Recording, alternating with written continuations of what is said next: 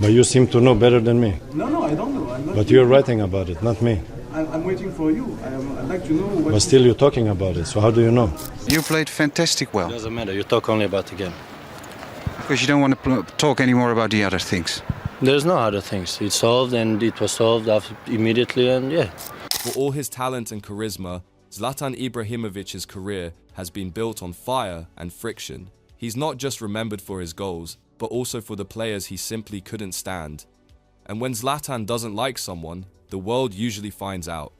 When Zlatan Ibrahimović and Edinson Cavani lined up together at Paris Saint-Germain, fans expected fireworks. Two world-class strikers, one Swedish giant and one relentless Uruguayan, sharing the same front line. And on the pitch, it often looked perfect goals, power, and a partnership that terrified defenses across Europe. But behind the scenes, the story was very different. Former teammate Michael Ciani later revealed that Zlatan confided in him, saying there were 3 or 4 players in his entire career that he truly hated, and Cavani, he was on that short list. That revelation alone shocked fans because the two never had a full-blown public brawl. Instead, it was colder silent tension, cutting looks, and a constant battle for dominance. At PSG, Zlatan was the superstar. The club revolved around him, and his word carried weight in the locker room. But Cavani wasn't the type to play second fiddle. He wanted penalties, he wanted recognition, and he wanted his own space at the top. That rubbed Zlatan the wrong way. Rumors spread that Zlatan even told teammates to choose sides. You were either with him or you were with Cavani. And for players caught in the middle, that made life uncomfortable. Fans started noticing little things. Cavani celebrating on his own, Zlatan barking orders without so much as a glance at his strike partner. The media painted Cavani as the hard-working grinder, while Zlatan was the towering ego. Together, they scored goals, but off the pitch they were like oil and water. What makes this rivalry fascinating is how quietly hostile it was. No public punch-ups, no dramatic locker room explosions, just constant simmering resentment. And it's telling that years later, when Zlatan was asked about players he disliked, Cavani's name surfaced immediately. But Zlatan's list didn't stop there. And the next name? That story was even darker because it involved accusations of betrayal during a moment of tragedy. If Zlatan's friction with Cavani was about ego, his issues with Hakan Çalhanoğlu cut much deeper. This wasn't just about playing time or penalties, it was about loyalty, tragedy, and a move that Zlatan saw as nothing less than betrayal. The story takes us to 2021, during the chaos of the European Championships. Denmark's Christian Eriksen collapsed on the pitch, a moment that shook football to its core. While the world was still reeling from that near tragedy, something else was brewing in Italy. Just days after Eriksen's collapse, Hakan Çalhanoğlu made the shocking decision to leave AC Milan Zlatan's team and sign with their fiercest rivals, Inter. The timing couldn't have been worse. For Zlatan, this wasn't just a transfer. In his autobiography, Adrenaline, he didn't hold back, accusing Çalhanoğlu of using Eriksen's misfortune as leverage. Zlatan claimed Hakan saw an opening, realized Inter needed a playmaker, and pounced while emotions were still raw. To Zlatan, that wasn't ambition, it was exploitation. But Zlatan didn't stop there. He lumped Çalhanoğlu in with Ante Rebic, another Milan teammate he criticized for only performing well when Zlatan himself was on the pitch.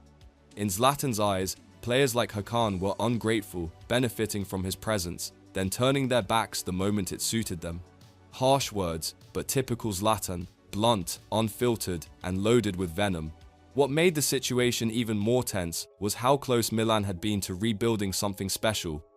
Zlatan had returned to the club not just as a striker, but as a leader, dragging the team back into contention. He expected loyalty, unity, and players willing to fight for the badge. So when Hakan crossed the city divide, Zlatan saw it as treason, a player abandoning the family for the enemy, and fans felt it too. AC Milan supporters burned shirts, hurled insults, and painted Çalhanoğlu as a villain. But no one's criticism hit harder than Zlatan's.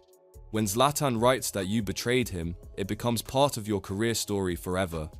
But if Zlatan's feud with Hakan was about betrayal, the next one takes us back to his early days, where a single brutal tackle turned teammates into enemies and sparked one of the most infamous threats of his entire career. Before Zlatan became the global icon he is today, he was just a raw, fearless striker at Ajax. But even then, his personality clashed with teammates, and none more famously than Rafael van der Vaart.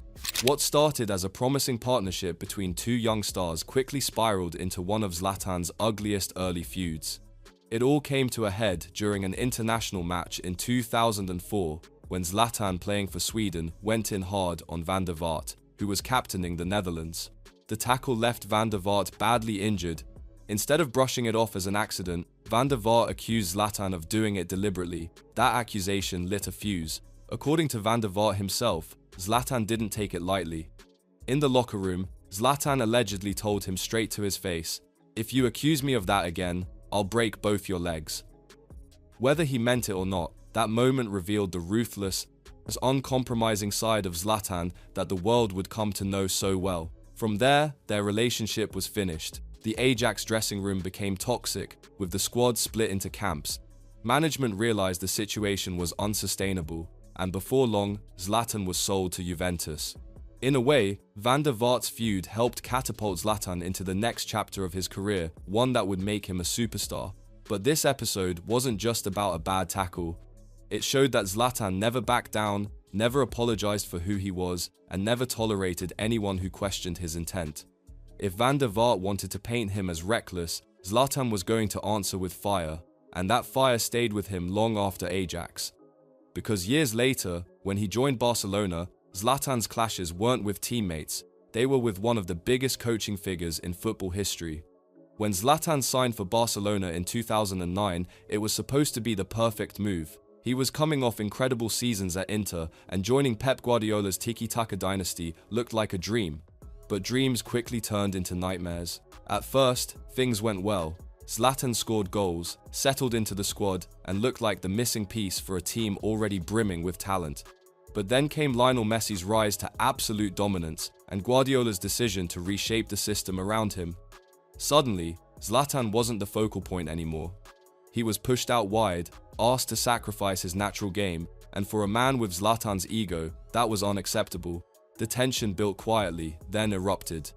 Zlatan has since told stories of their falling out about throwing a box of equipment across the locker room, about calling Guardiola not a man for refusing to confront him directly. To Zlatan, Guardiola was a coward who tried to control him instead of unleashing him, and Zlatan doesn't respond well to control. The feud was so bad that Zlatan lasted just one season in Barcelona before leaving for AC Milan. For most players, falling out with Guardiola might have been career suicide. Pep was already one of the most respected managers in the game, but Zlatan didn't care. He openly trashed Guardiola in interviews for years afterward, painting him as weak, spineless, and obsessed with Messi, and in some ways, this conflict shaped Zlatan's legacy even more. He showed that he wasn't afraid to clash with giants, even if that giant was one of the most powerful coaches in football. It reinforced Zlatan's image as the lone wolf, the man who would rather walk away than bow down to someone else's system. But Barcelona wasn't the last time Zlatan went to war. Years later, he'd find himself face to face with another towering forward, and their clash would play out under the floodlights in front of millions. By the time Zlatan Ibrahimović returned to AC Milan in 2020, he was already a legend. But legends don't retire quietly, and Zlatan wasn't about to fade away without leaving more chaos behind him. His most explosive modern feud came not with a coach, not with a former teammate, but with another giant of the game, Romelu Lukaku. The tension between them had been simmering ever since their time in Manchester. Lukaku was United's big money signing, expected to lead the line, but Zlatan still saw himself as the alpha. Even after Zlatan left, the comparisons never stopped. Fans debated who was the better striker, and that rivalry followed them all the way to Italy. It finally erupted during a Coppa Italia quarter-final in January 2021. AC Milan versus Inter, city rivals, high stakes. The game was already heated, but then Zlatan and Lukaku went head-to-head literally. Cameras caught the two forehead to forehead, trading insults that echoed through the empty stadium. Reports say Zlatan taunted Lukaku about his background, sneering about voodoo rituals and calling him a little donkey. Lukaku snapped, screaming back, "Let's go inside, you son of a den," before teammates dragged him away. The clash was so intense that the referee had to step in, and both men were booked. The fallout was massive. Social media exploded. Headlines worldwide painted it as one of the ugliest on-pitch fights in recent memory. Some accused Zlatan of crossing the line, others said it was just mind games, classic Zlatan. But one thing was certain, the feud cemented itself in football history. What made it so gripping was how evenly matched they were. Two powerful strikers, both with fiery tempers, both desperate to prove dominance in Milan. Lukaku eventually got the last laugh that season, winning the league with Inter. But for fans, the image of Zlatan and Lukaku screaming in each other's faces became iconic, a snapshot of raw, unfiltered football fury. And if Zlatan's career has taught us anything, it's this: he thrives in chaos. He doesn't just play the game, he turns it into a battlefield, picking enemies along the way and leaving scars that last years.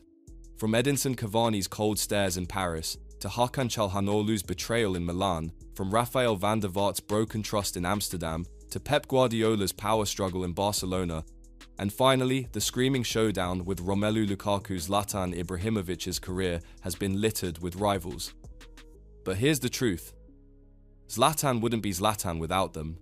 He's always thrived on tension, always drawn strength from conflict. Where most players avoid enemies, Zlatan seemed to collect them.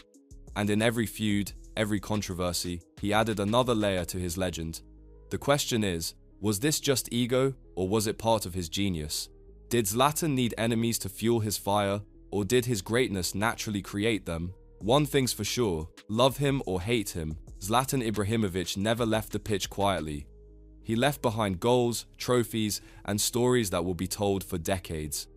And maybe that's the biggest lesson of all. Greatness isn't just about the highlights you score, it's about the battles you're willing to fight.